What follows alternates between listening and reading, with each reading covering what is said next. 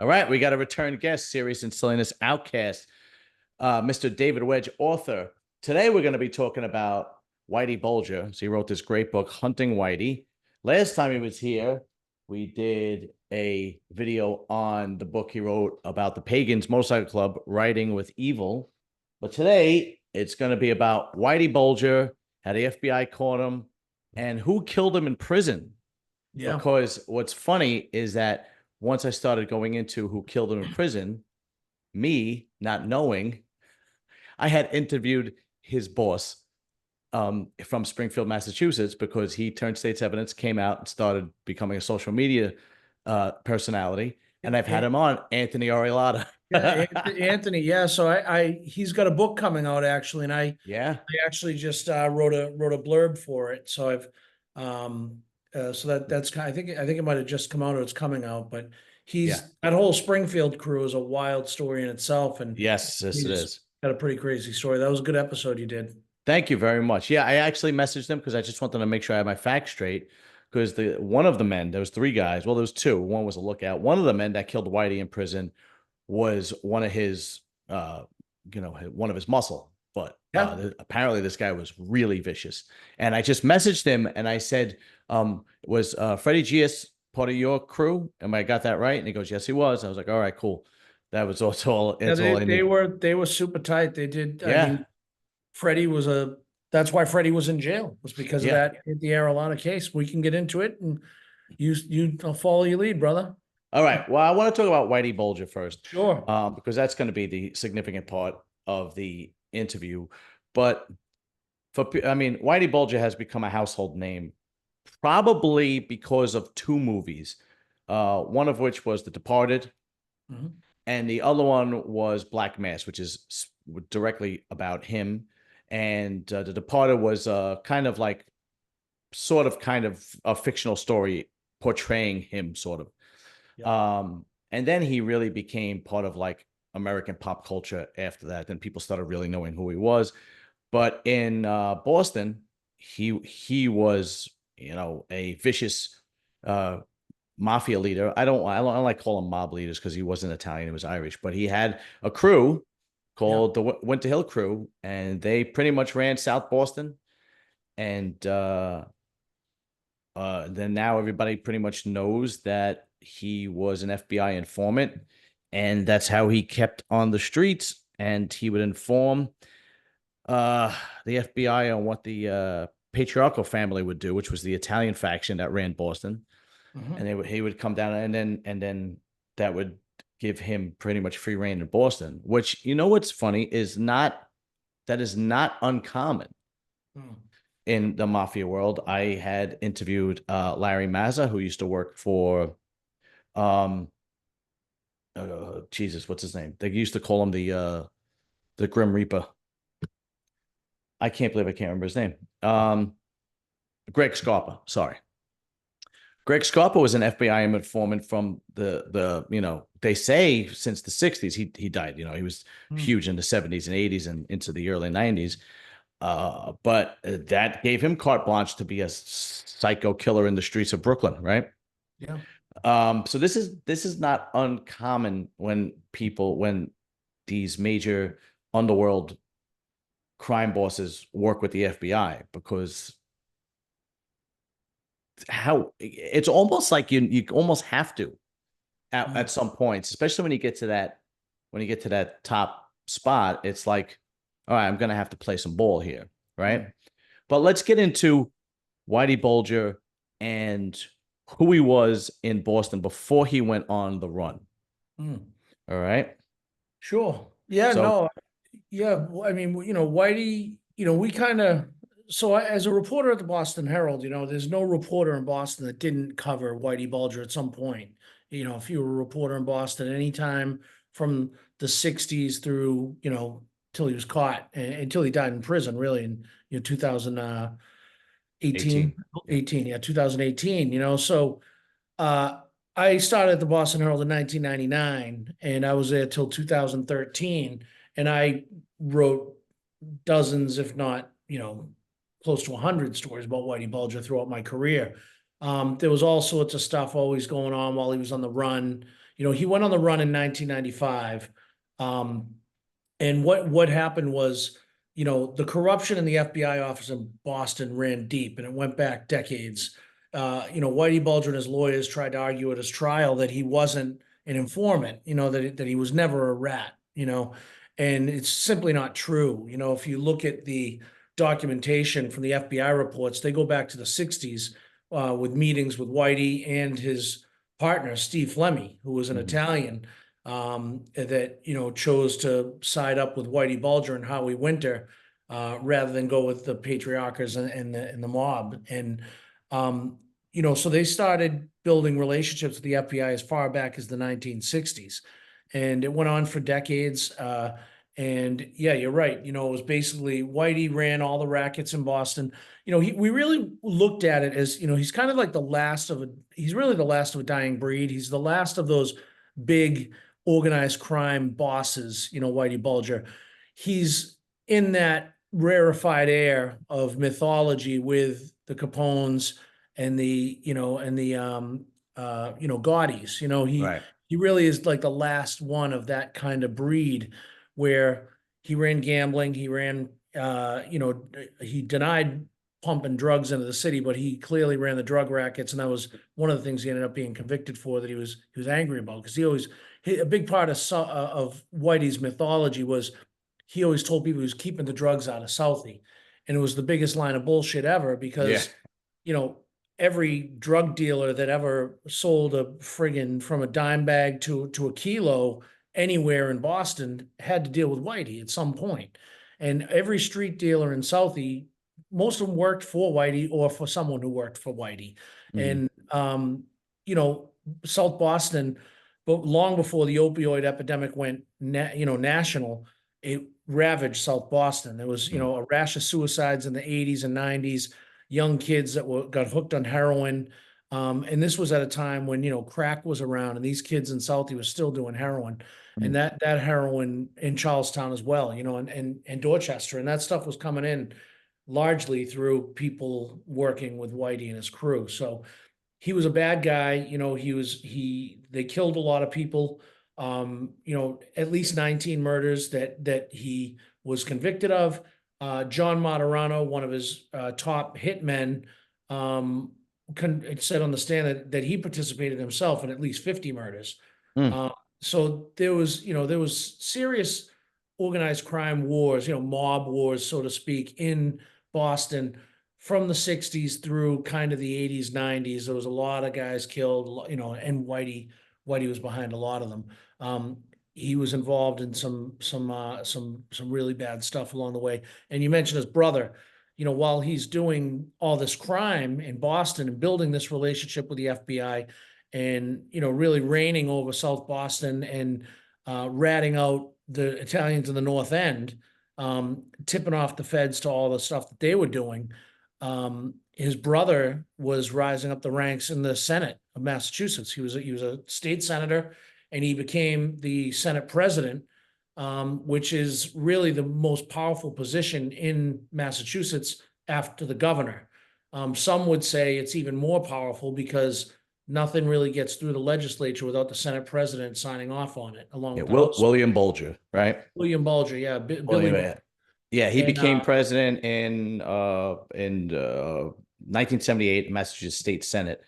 And if you look at his career, it's even because he stepped down in 2003 because he had to go to a congressional hearing. Yep. And he admitted that he had taken a phone call from his brother while his brother was on the run. So he had stepped down. But even when he stepped down, his career flourished. He just really wasn't into politics anymore. It's amazing how two brothers reached heights of two totally different worlds, like pretty much at the top of their game, right? After he stepped down, he was on the board of trustees of the Boston Public Library, the Boston Symphony Orchestra, Massachusetts General Hospital, Museum of Fine Arts, McLean Hospital, and he also taught political science in Boston College and Suffolk University. And then he recently died in 2020, actually. So it just goes Billy's still alive. Oh, I Bill- thought he passed away. Oh, I'm Oh, sorry. Billy Bulger is still alive. Oh, I apologize. Scratch No, that. that's okay. We actually, I interviewed him for the book, Oh, in 2000 and, let's see, it was probably 2019. It was right, right before the pandemic. We mm. wrote the book during the pandemic. So, Have you spoke to him Billy, since then? I have not. So I covered him a little bit as a political reporter at the Boston Herald. So we knew each other. He knew who I was. And I just went to his house in South Boston. He lives in the same house where right across the street from Flemy's mother, Stevie Really? Flemy's mother, and the same house where Whitey's mother lived. And Billy lives in that house right now. He's there today. I heard he's pretty sick. But I went to the house one day and knocked on the door, and he opened it and he said, "Hello, David." And I said, "Hey, how you doing, Mr. President? I'm writing a book about your brother, and I'd love to sit down." This was obviously after Whitey had been killed in jail. Hmm. And, you may have seen that the family has filed a lawsuit against the Federal Bureau of Prisons because they think that Whitey was set up to be killed. So the family was angry about it. They didn't make excuses for Whitey and his criminal ways, but they didn't think he should have been set up to be killed, and they blamed the feds for that. That's another story we can talk about later. But long story short, he was ready to talk, and it was almost like Okay. he was expecting me, and he Yeah. said, "Come on in, David." And we went in and we sat down at his kitchen table, and I took out my phone and hit record, and we sat for 2 hours and talked. And it's the last interview he's given. My understanding Wow. is that he's not doing well. He's got dementia, I understand. Mm. And he's now 90 years old or thereabouts. And but he told me a lot about what you said. He talked about why they both went the ways they went. And what Mm. happened was their father got in a terrible accident. He got hit by a train and lost his arm and couldn't work anymore. So Whitey was the oldest, and Whitey started, hustling on the streets to make money so that the family had money. That's Hmm. kind of how Whitey's criminal career started. And Billy also told me, it's in the book, that Whitey was fascinated and obsessed with the crime, cops and robbers crime comics from the 50s and 40s, Oh, the really? Ozzie and Harriet and that sort of stuff. He loved all that, Bonnie and Clyde, and he loved that stuff. And he was just kind of into it. And that's the path he chose. And Billy, meanwhile, chose the opposite path and went, he was very smart, academic, went star student, and went to Boston College, went to law school, became a Yeah. politician, and, really ran Boston, on the political side for a long, Right. long time. Now, when you spoke to him, did he give you the idea that uh that Whitey was like a thorn in his side, or was it that he loved his brother and was very faithful and loyal to him? Because I can understand both sides if Yeah. and maybe it's both, who knows? Yeah, he loved his brother. He told me that, but he felt bad for him. He said, he told me that he always prayed for him. Billy Hmm. was he's Catholic, very Catholic guy. And um, he said he prayed for his brother and prayed for his safety and prayed for, his soul when he was killed and all that stuff. Um, you know, he denies that he had any knowledge really of what his brother was up to. He said, he had his life and I had mine, and I would see him and he was my brother and I would hug him and that's it. But I find it hard to believe, with the Fed so far up his brother's ass Yeah, right. and it did come out. You mentioned the congressional hearings. Billy was found to have lied to Congress during those hearings, and one of the Mm. things he lied about was ever talking to the FBI about his brother. And it came out that the FBI came to his state house office and interviewed him about his brother, and Mhm. then, as you said, the phone call. And I believe there was more than one phone call. Mm. And in our research for the book, there's a lot of people that told us that, there was a lot of people in South Boston that knew exactly where Whitey was, including um, his girlfriend's sister, Catherine Gregg's sister. Uh, um, McCusker is her last name. We interviewed her for the book, and she told me in her house in South Boston when we were researching this book, Whitey called every other week while they Oh, were on the run, and she knew you exactly where they were. he, Whitey clearly had, balls of steel. And if he was legit, he probably could have risen to, a major CEO of a company, or he was that cunning. Most of these guys that are on the streets and rise to the top, they usually start off because, like you said, he needed money, he hit the streets and so on and so forth. But when I say he has balls of steel, while he was on the run, he had one girlfriend and she decided she was homesick. And then he drove her back to Boston, picked up his other girlfriend, and went back to Santa Monica, California. Yeah. Now, here's the thing. It's women love bad boys, and women will share a guy that they are just completely emotionally in love with. And even they'll know he has other women, and they will do that. So it just blows me away that this woman was willing to just go, and knowing that his other girlfriend he just dropped off.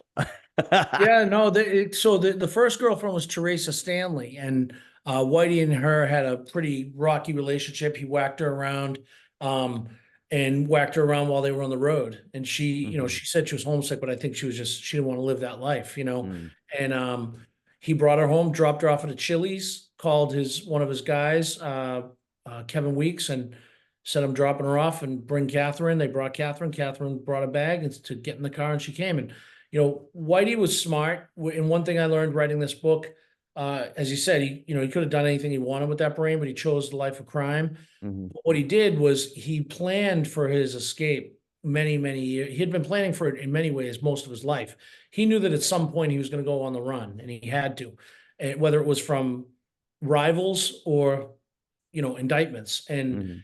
because of his corrupt relationships with the FBI, specifically John Connolly, Mhm. um, who's an FBI agent that was ultimately convicted of murder for his role in some of these murders that happened and his relationship with Whitey Bulger. Whitey got tipped off to the indictment and went on the run in 1995 with Teresa Stanley. After a couple months, he came back, got Catherine Gregg, went back on the run. They were on the run for 14 years. And the reason he was able to stay on the run was because he had planned well in advance. He had stashed money in safety deposit boxes. He had cash, he had guns, and he was a student of being a fugitive. That's the essential part. And that's what I learned the most when I was writing this book with my partner, Casey Sherman. What we learned was that Whitey read all sorts of books about how to be on the run. He was obsessed with fake IDs and how to obtain them and how to create aliases and things like that. And he had a bunch of aliases. The last one he ended up having was Charlie Gasco.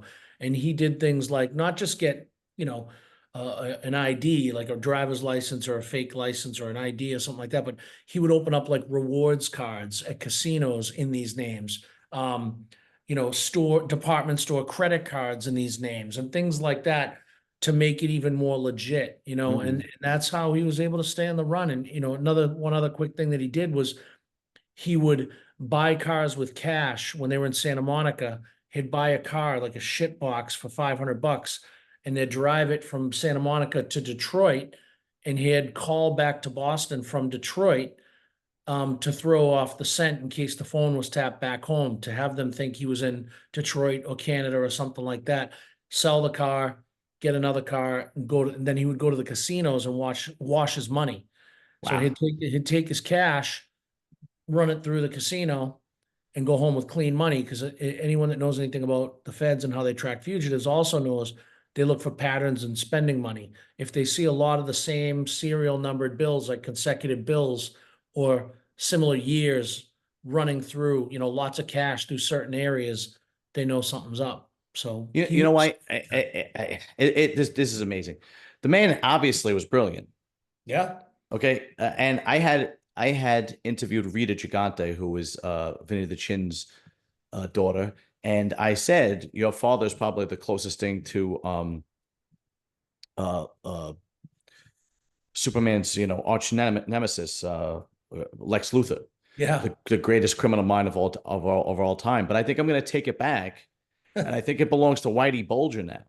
He was a Machiavellian But motherfucker. I'll tell you that. I mean, he yeah, was, he and was, you know, what's funny is it seems as the extremely intelligent criminals understand the consequences, and they plan for it. And what's funny is when I interviewed Rita, she told me a story about when her father, the Chin, met with Gotti, John Gotti, and Gotti had told him, um, I just made my son, he's a made member now, John Jr.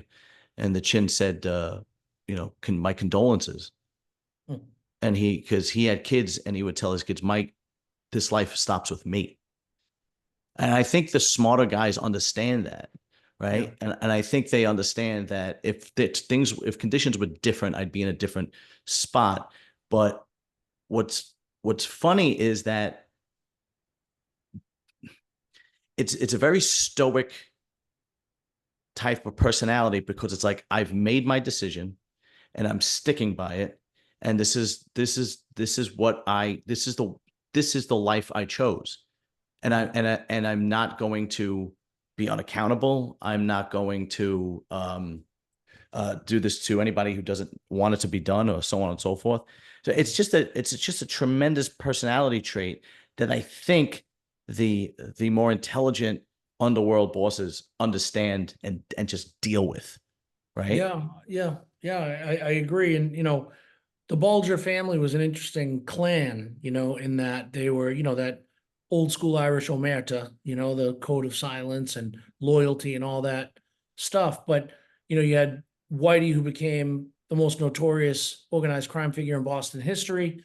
You have his brother Billy, who became, one of the most powerful politicians in the state's history. And then there was another brother, Jackie, who worked in the court system. He was a clerk magistrate at one of the Really? courts.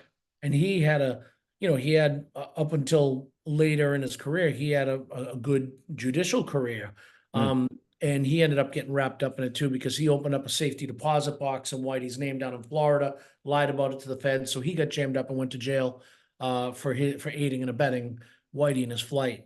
So but Whitey himself, it was fascinating to try to retrace his steps around the country. They first went to New York, him and Teresa. Then they went down to then he when he brought her home, he took Catherine and they went down to New Orleans, and they lived in the bayou. And we actually tracked down the family that was their neighbors they lived with. Hmm. Um, and they told us stories. They just thought they were two elderly people, Charlie and Carol, that were new to the area, and they used to go to Walmart and they'd buy the kids fishing lures and BB guns and stuff like that. And Whitey, they hung out with him, and they loved him. They thought he was a wonderful guy. And they didn't know Whitey Bulger at all. They didn't know, Right. had no idea who Whitey Bulger was, Yeah. So, but then there was a tip that came in that they were in the area, and they hightailed it out of there. And the family actually told us they were sad when they left. Yeah.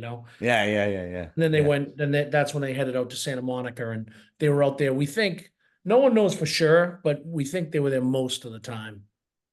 Now, what's funny is that I saw an interview with Michael Francis, and he actually says that he thinks that he actually saw Whitey in Santa Monica at like some kind of restaurant or cafe, and he's like, that guy really looks familiar, you know? After the fact, there was a lot of people. So when we did this book, we went out to Santa Monica. Casey and I were actually the only journalists to get into the actual apartment where he hid out. We were able to get into it. Obviously, he was gone and it was being renovated, but we got to see where he was, and he was kind of in his own prison. It was a little small little unit, and there was they were up on the second floor, and the tenants there told us he used to sit out there with binoculars all the time. But there was a bar room around the corner. Some of your listeners might know that are familiar with Santa Monica, called Sonny McLean's, Mm. and it's owned by a bunch of Boston guys. It's a Boston sports bar in Santa Monica. So when the Patriots and the Red Sox are on out there, you go there, and everyone there is from Boston. It's like, I see. and people at that bar told us that they had seen Whitey in there. Now, are they lying? Are they just trying to, you don't know, Yeah. but after the fact, and now that they know he was here, they're like, you know what? I guess it was him. So he was in the neighborhood, and he was known to not be shy. He would get out and walk around and do stuff like that. Now well, from what I understand, they got calls, the FBI got calls that he was all over the world, right? I mean, Everywhere. yeah. Cuba, Yeah. Italy, you name it, That, Ireland, England. and he actually he was on America's Most Wanted list, and he was actually number 2 right behind Osama bin Laden. Yeah. That's And pretty really significant. So that's a key part of the story. I'm glad you brought that up because when Whitey went on the run in 1995, it was pre 9/11, different time. You could come and go as you please pretty much from the country. After 9/11, the borders got shut down pretty tight. It was Mhm. hard to get out of the country. So once 9/11 happened, Whitey was not able to get out of the country. So we're not sure if he left the country or not. We think he probably went to Canada, but if he had any plans to leave the United States at that point, which we think he did, because he did have a safety deposit box in Ireland that was seized after he was caught. Wow. He could, the fake passports weren't working at that point, with the scrutiny of the hijackings. So after 9/11 happened, that changed the game for Whitey. He stays in Santa Monica, and then bin Laden gets killed, and he's elevated to the number one most wanted criminal on the FBI's most wanted list.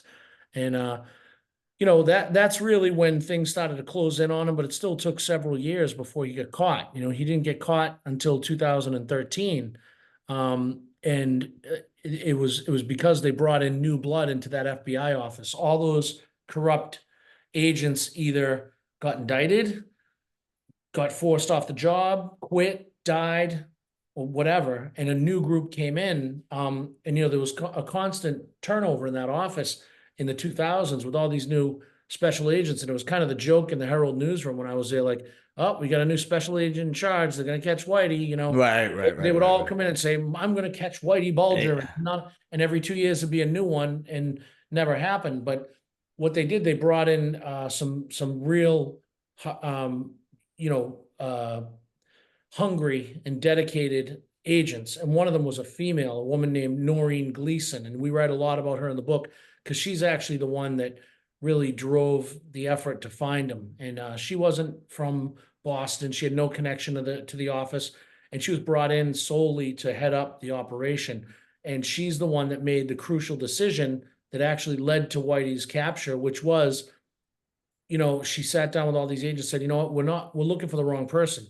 We shouldn't be looking for him. We should be looking for her. We find her, we find him, because they knew he was with Catherine. So they made a decision to create, for the first time in FBI history, a public service announcement. They did a TV commercial about Catherine. They were able to track down pictures of her. They found out, they got a tip that she had some plastic surgery, and she Mm. actually got a boob job and a nose job. So they were able to get the pictures from the doctor, and they turned that into Really? a yeah, they turned it into a public service announcement, and they put it out on TV, and they twisted it kind of to make it like she was in, said, this woman's in danger. If you see her, call us. She's with this man, Whitey Bulger, and he's a terrible guy, and he's wanted for 19 murders and all this stuff. So they played it during daytime TV, on Ellen and Oprah and all those channels, CNN. So with the theory being some woman will see it, feel bad for her. Maybe she saw it, maybe someone saw something, maybe someone will see something and recognize her and call. Turns out there's a woman from Iceland, in Iceland, watching CNN, and she sees the ad, and she says, I know those people. I know them. So she calls the FBI, and she says, I know the two people you're looking for. Their names are Charles and Carol Gasco. They live in the Princess Eugenia apartments in unit, I forget the unit, 103 or 203 or something. She knew the apartment number, the Princess Eugenia apartments, Santa Monica, gave him the street, everything. And it was one of the most specific tips they ever got, because most of the tips were like, yeah, I saw him down on, Miami Beach, having a beer at, this place. Or some people would say, I saw him in Ireland and Dublin at the train station. But this was very, very specific. So when it came in, the agents were like, this sounds like a possibility. So they started looking into the names. Mhm. Charles and Carol Gaskell, they didn't exist. That's another red flag. They were like, okay, these people, these names, they're not real people. So they were like, this might be real. So they were able to, they called the woman back and they said, thank you for calling. Are you 100% sure that these two people in the ad are the two people from the apartment? She said, they live next door to me. I moved out a little while ago. She said, I'm not 100% sure. I'm 200% sure. Now, how And did she wind up in Iceland, or was she from Iceland and she she was had from another Iceland. residence Yeah, there? she was actually like a beauty pageant contestant. And she went to LA, chased the American dream like everybody else. And Ah, and I don't know, she had moved back to Iceland. I don't know a lot about her story, but Okay. she was living in Iceland at the time when she made this call, but she was once a neighbor of Mm. Whitey and Catherine. And so what happened, that set the wheels in motion. They put an operation in place to go there and get into the apartment and ultimately get him captured, which That's amazing. Because if it wasn't it's for her, wild. they might have never caught it. I'd have never caught him.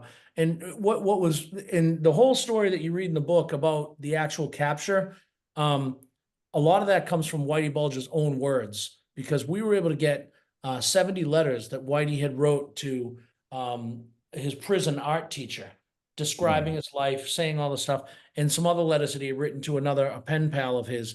We got these letters. So when you read the description of Whitey actually getting arrested and coming down the elevator and getting the handcuffs put on him, he wrote that in a letter to one of these guys. So that's actually his own words. So it's Wow. not secondhand information. You're hearing it exactly what happened. That's amazing.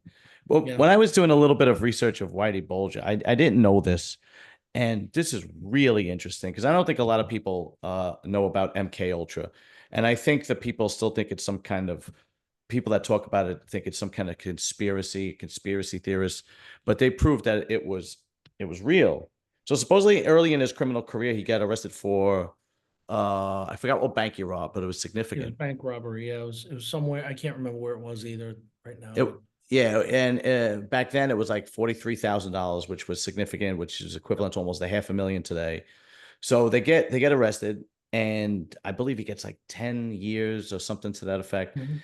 And during that time, the CIA was doing this illegal experiment, which is now called MK Ultra, lasted from 53 to 73. And what they were actually doing was they were actually finding volunteers. They would go to universities, they would go to hospitals, they would go to prisons, they would go to whomever they thought was willing. And they told them that this is this new drug and we're trying to test it for to cure schizophrenia. Mhm. But the truth was, it was they were trying to play mind altering tricks so that either they could um, gather information from a you know a an enemy of the state, or they were trying to use these medications to alter your brain to actually use you as some kind of Manchurian candidate, Mhm. which means that a killer with like kind of like they could just elicit a response and you'd be able to kill for them. But anyway, supposedly, they came to his prison and he volunteered for it and got years cut off. And he actually did it. And they said that they injected him with LSD more than 50 times, Yep. and nothing really came of it except for terrible bad trips from what I understand. And that wasn't the only drugs that they used. They used LSD, barbiturates, amphetamines, heroin, morphine, temazepam, mescaline, things I've never heard of, sodium pentanol. And they also would try to do like drug induced hypnosis on these people too, to see if they were give information or if they were able to trigger them to do something terrible like a murder or something like that. And from what I understand, it didn't really work on him, uh, but he was able to get out after 3 years. But is that Yeah, so accurate? so he served his time in Alcatraz, and he wore that like a badge of honor for the rest of his life. He would always sign these letters that we had. He'd sign it with his inmate number, and he talked about Alcatraz like someone would talk about Harvard, like, oh, my good old days at Alcatraz. Like, he served with all sorts of legendary criminals, and that's where this stuff went on. He Mm, wasn't the only person that was undergoing this, these experiments. It was nasty stuff, and he's put in rooms, solitary confinement on acid, and it drove him crazy. yeah. It's a lot of, people, some members of his family included, that think that that's a big reason why his criminality only escalated. They think that he was, his mind was completely destroyed in Alcatraz. There's not a lot of people that would have a lot of sympathy for him, but Right. it's at least a partial explanation for why someone would be such a bad person. And his bad person resume is long, with Yeah. strangling women, ordering teeth pulled out, burying bodies, you name it, he did it, and there was a lot of bad stuff that Now, went it down. is a possibility. Personally, I don't believe it. I mean, I believe the MK Ultra, but I think he was a bad egg from the beginning. And I agree. Yeah. everybody knows that, murder is just something that comes with the territory later on, Right. Right. right? Like it's something that you kind of ease into. And The I interviewed. level of depravity, though, that's where I think that whatever he went through, every person who does despicable things, there's usually some bad stuff that happened to them. Yeah, some drama. Yes, I absolutely. think some bad things happened to him in Alcatraz that made him even worse than he would have been anyway. That's all. That's yeah, that could very be possible. When I interviewed Larry Mazza, who was a made member of the Colombo crime family, he said they don't just ask you to kill somebody off the cuff; they ease you into it. Like Yeah. they'll say something like, "Give this guy a flat tire," or "This here's a car. Give this car a flat tire," and then you'll like find out, like maybe in the paper the next day or on the news, that that guy was shot while changing his tire, and then Mhm. you realize you were involved in that, and they kind of Mhm. ease you into it. But Yeah. at the same time, you're right. I mean, there were killers that are just crazy ways of killing, and there are guys that do it because they have to at the behest of their superiors, so on and so forth. He But seemed to take some pleasure yeah, in some yeah, of his killings. there was one juror after they found him guilty. There was one juror that said she doesn't know if she would have found him guilty if she would have known about MK Ultra. But according to what I read, they didn't bring it up in the trial. No, it was when Casey and I covered that trial. And Casey was there every day. I was there a lot, but he was there every day. And yeah, no, it didn't come up. It wasn't allowed in because it wasn't relevant. It happened so long ago. It really wasn't relevant. I'm surprised that the defense wasn't able to slip it in somewhere, but Right? Yeah. um, but he talked about it. Whitey talked about it, and it's in some of the letters. He's talked about it many times. It was It's a ama- significant thing in his life. it's amazing the things that the government could get away with, isn't it? It's unreal because okay, you want to do it to prisoners, that's one thing, but they did it to college students, they did it to hospital patients, Yeah, yeah. they did it to basically innocent people, telling them that this was just an experimental drug for schizophrenia and so on and so forth. Well, and also you're giving it to arch criminals. You're giving it to people that are serving federal time for bank Yeah, robbery. that's It's like, right. what kind of a monster are you creating? And Yeah. and again, I don't want to blame the government for Whitey Bulger, but it didn't make him a better person, that's for Yeah, sure. yeah, it didn't Yeah. help. Yeah, Yeah. it didn't help. Yeah, So, yeah. exactly. So let's fast forward. He gets convicted and he obviously goes to prison. Now he winds up in a prison in West Virginia, where he's supposedly not supposed to be there. Yeah. It's a wild story about how he got where he got. So he Mhm. started off in prison in Arizona, and that's where he met the prison art teacher that I told you about. And That's right. we Yes. have pictures in the book of him with that guy. His name is Chip.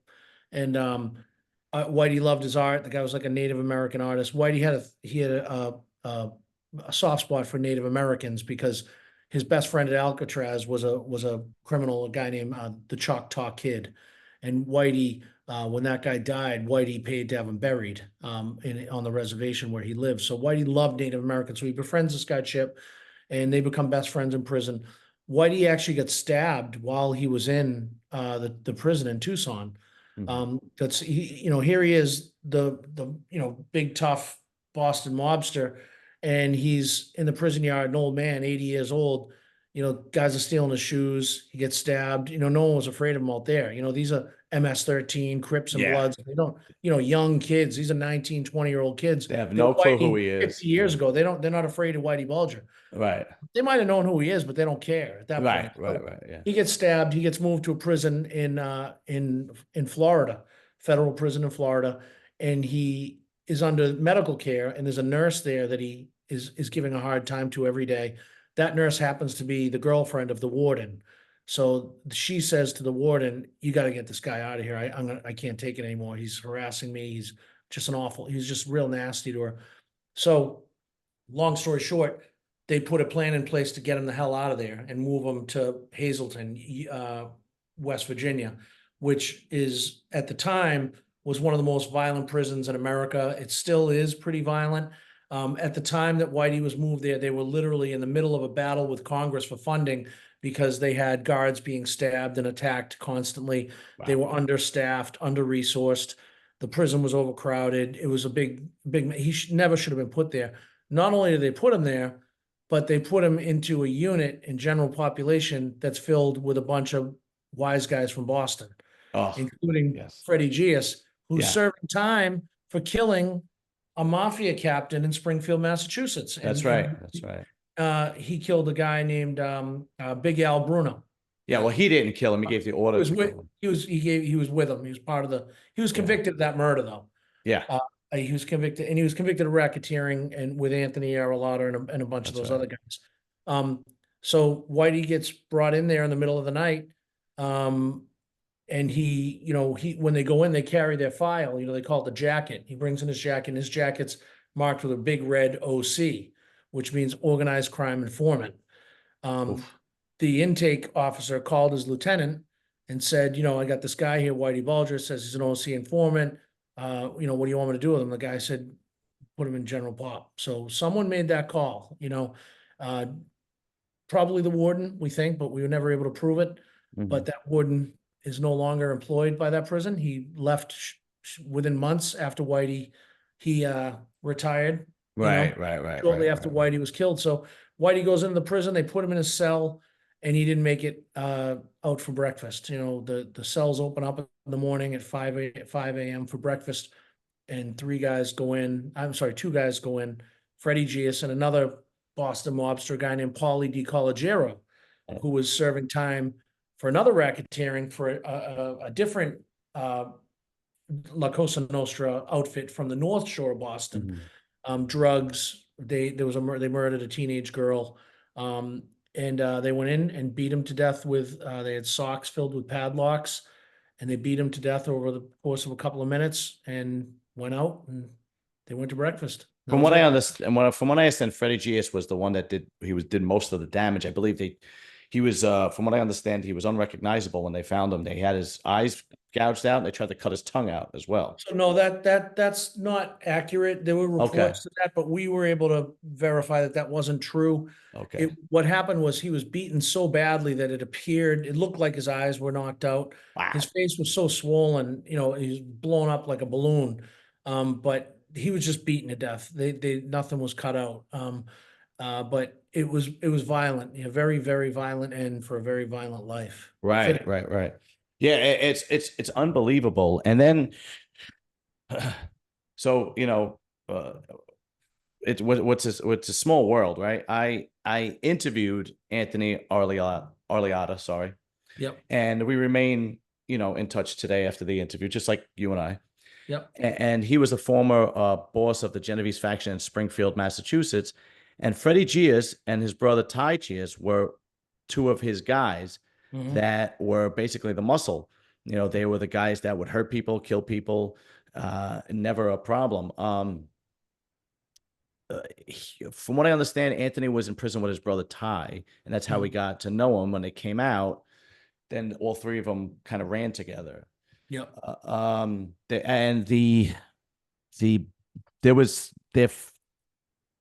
From what I understand that Anthony had said in another interview, not mine, because I didn't realize that was the case until I did research interviewing you. I did research on Anthony, right? Yeah. So from what I understand from another interview, the first real killing that they went through, actually the guy wound up living. I don't know if you know the story. I do. I'm trying to remember, but go. So it was there was a Artie Nigro was the acting boss of the Genovese crime family in New York, and he had a beef with a union rep, Frank Didabo. I believe that was his name. Frank Didabo, right. So he orders him killed, and he doesn't want to use any of the guys in New York, so he calls the Springfield guys. So Anthony Arleata, Frank Geas, and Ty Geas drive from Springfield, Massachusetts to New York. I believe it was in the Bronx. I might be wrong, but I'm pretty sure it was in the Bronx. And they case this guy out. They know exactly when to come and so on and so forth. And when he comes out, gets in his car and they blast him. They hit him 9 times from the chest up, chest, arms, head, face. And the guy lived. The guy lived. And so from what I understand, when they went back to Springfield, Massachusetts, f- Freddy Geas was really liking the notoriety he was getting for being known as killing for a mob boss, Yeah. and he really fell in love with the idea. And from Anthony said that he kind of changed. This what kind of spiraled him into. They were always in trouble, but this Mm. was like next level, and he liked it. Yeah. Uh, They were violent guys, you know, so we actually, I wrote letters back and forth with Freddie from prison. oh, okay. And I actually got to be friendly with his daughter, who is a great kid, and she lives out in California. And so I learned a lot about the family and the whole dynamics there. And Ty was really like a psychopath Yeah. from what No, everyone they said. were they were Greek, right? They're Greek, yeah, and so that's why they're kind of like Henry Hill. They couldn't be in the mafia, you know. Right. It couldn't be Um, made, right? that's right. Yeah. So they couldn't be made, but they did the wet work. They did the heavy work for these guys. They collected, they broke legs, they did all that stuff. They were tough dudes, criminals. And you know, I think that the other thing that's interesting is, Springfield, Boston's the bigger city, obviously. Boston's the biggest city in the north in New England. Springfield is 2 hours away, small city, but the Springfield mob ranks higher on the hierarchy with the organization than Boston. Boston actually answers to Providence, which was why Whitey was ratting out the mob in Boston. He was ratting on them and the Providence mob, Mhm. uh, the Patriarca family. The Genovese family worked with the one out in Springfield. So it's an interesting dynamic. So Freddie was actually a big player in the hierarchy the of the mafia in New England. So Yeah. everyone knew who he was. And when Whitey went in there, they all certainly knew who Whitey was, and there's since been a lot of reports that have come out that they had advance notice that Whitey was coming there, that everyone was talking about it. One of the guys that was involved even called his mother and told her. The guards were talking about it. So everyone knew that Whitey was coming. So, again, you get back to conspiracy theories and things like that. I'm not a big conspiracy theory guy because I feel like there's always a weak link that would blow it up. Mhm. But I do think that there was, at the very least, this was either incompetence or negligence, or maybe both. Um, I think that, the warden down in Florida wanted him out of there. I don't think he set him up to be killed, but certainly no one cared if he got killed. He wasn't given any protection, and Mhm. he was literally thrown to the lions. That's what happened. Yeah. Yeah, no, it seems that way. Now, before there's a couple of questions I want from Whitey Bulger, but Sure. on Freddie Geas, he basically then wound up setting up the killing of Al Bruno, who was the boss of Springfield, Yeah. and New York said that he was cooperating with the feds or the police.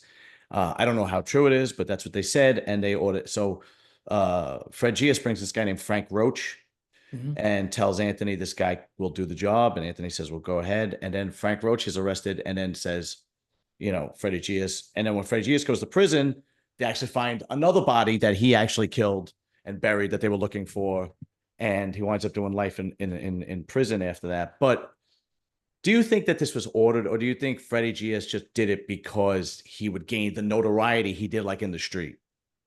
The Whitey Bulger killing? Yes, yes. No, I think it was a crime of opportunity. I think that, look, any wise guy in America that had a chance to kill Whitey Bulger would have taken it. Everyone knew that Whitey was the biggest rat against the mafia that really ever existed. Mhm. So he walks into that prison. Freddie Geas and Paulie DiCollegiero knew exactly who he was and why he wasn't someone that they should allow to live. So, uh, I don't think he was told to do it. I think they acted on their own, but certainly, um, you know, it made him safe for life. I mean, he's not getting out of prison ever, and Right. now he's the guy who killed Whitey Bulger. No one's gonna Yeah. mess with him. Yeah. Right. Right. Right. Well, his name was, I think made on the underworld before that, but yeah, this put his It name up was, there. but this was like the cherry on top. Right. Now, explain to me the relationship between Whitey and Kevin Weeks. Kevin Weeks was the FBI man that he would go to that would feed Oh no, Whitey information. no, Kevin Weeks was Whitey's like henchman, like one of his right hand men. You're talking about John Connolly. I'm sorry. Yes, John Yeah, Connor. I John apologize. Connolly was he was an FBI agent. He was from South Boston, grew up in the same housing project in South Boston where Whitey and Billy grew up. So he's from the neighborhood, so they knew him, they trusted him, they built a friendship, and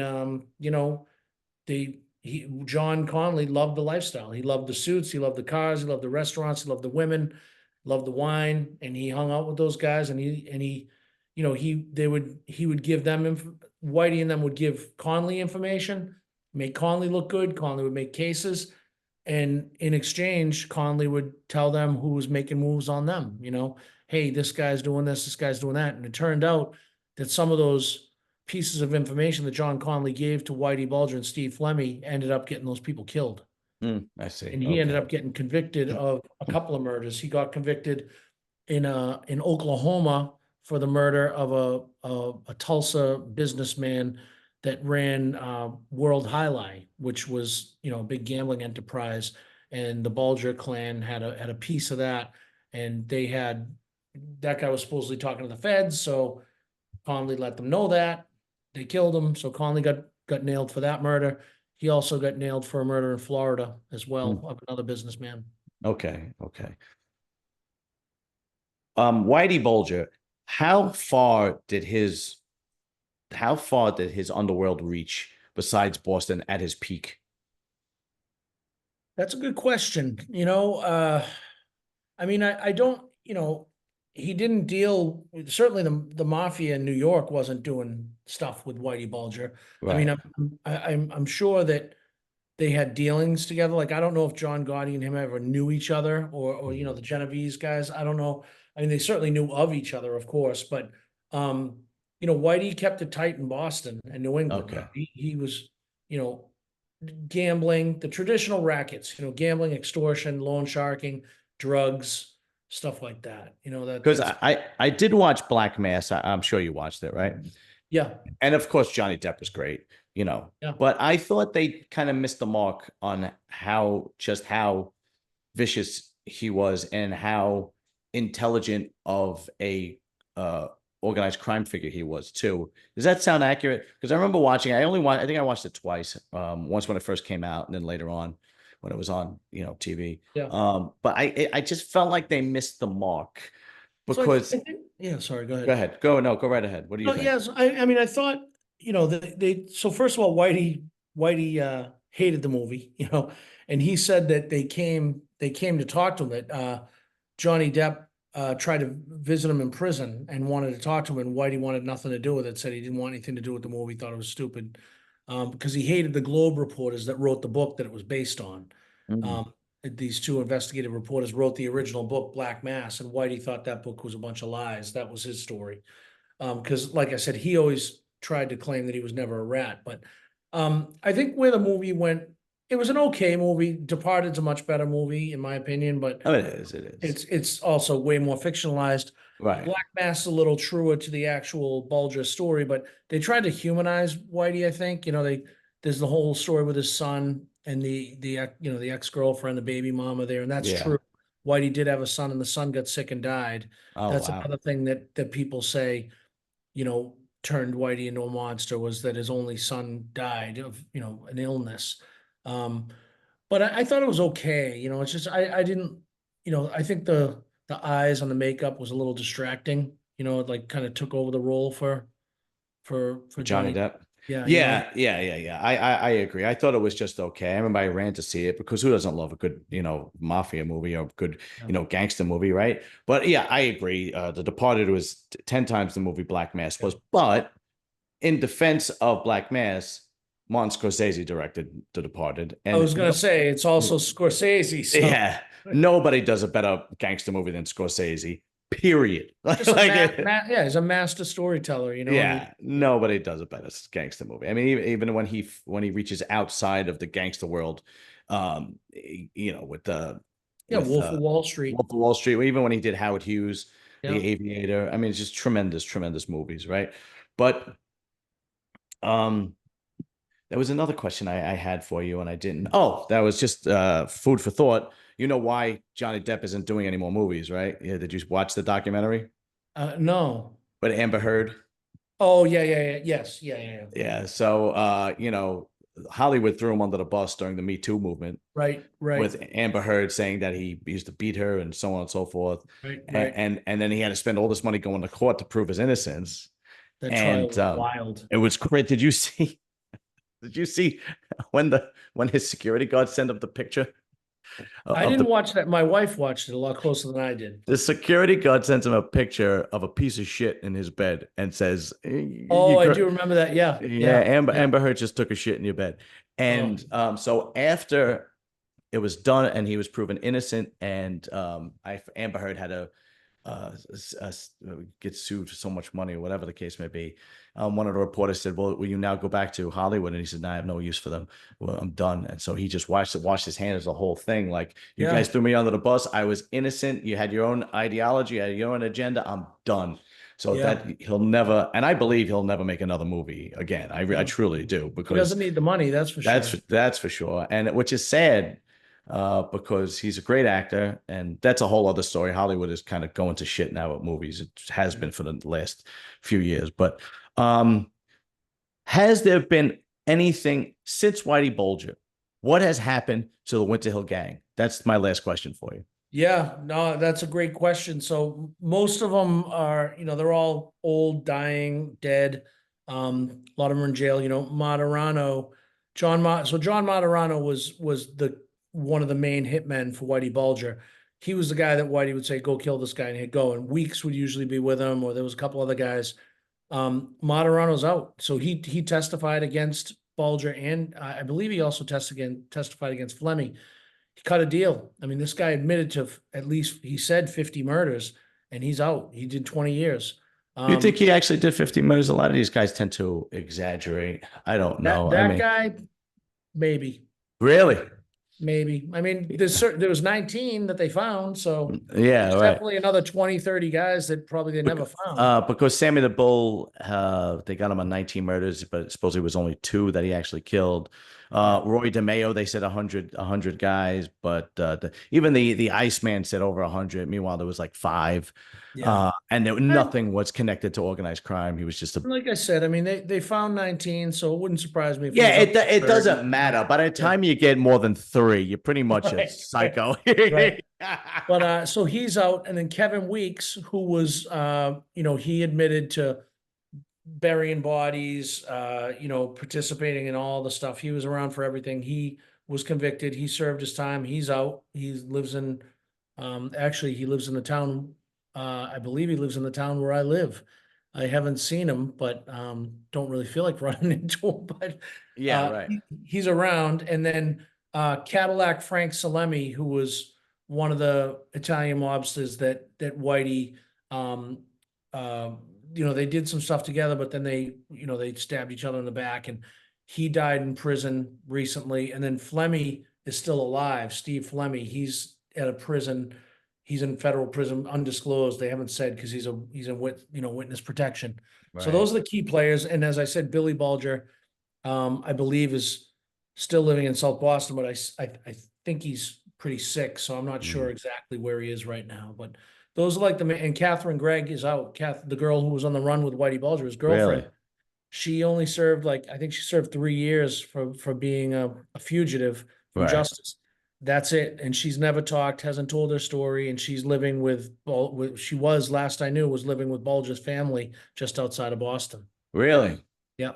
Wow. I wonder if she regrets anything that she did, like going on the run with him or She's a anything. ride or die, man. Yeah, that's what it seems like. She's a classic. Like, she will take that stuff to the grave. Believe me, I've tried, Okay. Yeah, yeah, yeah. I could definitely see that. If, like I said, if you're gonna just take off and leave everything behind with a known fugitive, then Yeah, yeah, she you're wouldn't exactly right. talk. All the prosecutors, all the feds that we talked to, they said she won't say a word. She's standing by her man. She clammed right up. You And know the what? interesting thing is she knows where the money is. Oh, there you go. Um, Like she's like, after 3 years, I get my hands on some money. Well, I don't know, but I mean, I think, the issue here is there was all sorts of civil suits from all the victims and any ill-gotten gains that Bulger had was turned over and split up. Like they found $800,000 in cash when Yeah, they got him. And that's all been turned over and dispersed among the victims. So, but there's millions of dollars in settlement. So if they were able to find more money, I they, see. that would go to the victims. So that's a reason why she should talk if she had any sort of conscience. She should tell them, hey, he's got money here, here, and here. Yeah, right. No, I don't think, I think the people in that world, She never would. uh, yeah, I don't think that's the case. Sir, once again, much respect to you. Thank you very much for coming on. It's always a pleasure. We will definitely be in touch. I'm sure I'll read another one of your books and could give you a call and be like, let's do it again. Love it. Yeah, This, boy. You got a great show. Keep it going, man. thank you, sir. Thank you very much. And the last one, the Writing with Evil, did very well, actually. It Great. keeps going up every day. So here it is. Hunting Whitey. You can get it on Amazon. The link will be in the description area. So you can just click and go and buy it. A great read. Go and buy it. Great book. And if you want to read about the Pagan Motorcycle Club, Writing with Evil, that also was a tremendous read. That will be also in the description. You can just click and go to Amazon. And thank you, sir. I appreciate it. Anytime. Take care. All right. Good night. See you, John.